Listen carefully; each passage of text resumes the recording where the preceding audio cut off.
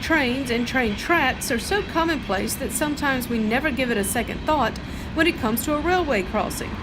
However, that type of mentality could cost you your life. Louisiana ranks 8th in the nation for the number of accidents involving trains, but Operation Lifesaver is attempting to improve that statistic. It's important to remember that trains have the right-of-way 100% of the time over emergency vehicles, cars, and pedestrians, and trying to beat a train can be a disaster in the making. Don't ever try to beat a train, and that's where a lot of accidents take place. Someone sees a train coming.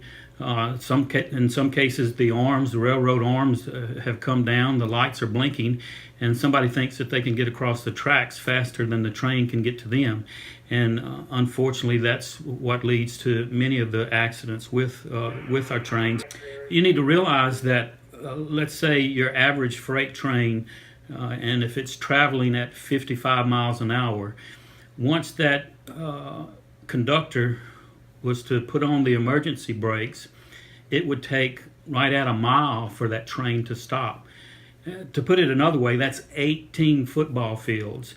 And so that's quite a distance. So a train's not going to be able to stop for you. You need to make sure that you don't get in its way. In order to avoid an accident, be sure to look both ways when coming to a set of tracks and always give yourself some extra space around that track. Never stop on tracks. You always should give yourself at least 30 feet distance, because remember, the train is much wider than the tracks themselves are, and so you need to make sure that you create distance between that.